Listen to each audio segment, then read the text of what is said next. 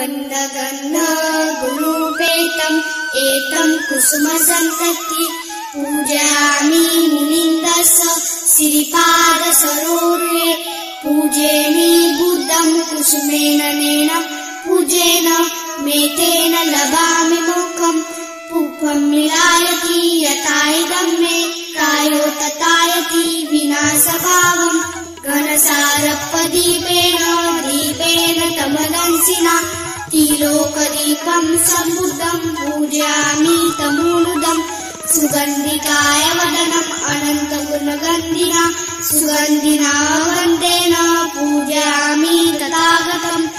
बुद्धं धम्मं च संघं सुगतनुभवा धातुवा धातुगम्बे लङ्कायां जम्बूद्वीपे तिरसपुरवरे नागलोके च शूभे सबे बुद्धसबिम्बे सकलरसदिशे केशरोमादिधातु वन्दे सर्वेऽपि बुद्धं रसबलतनुजं बोधिचेतं नमामि वन्दामि चैत्यं सब्बसबठानेषु प्रतिष्ठितं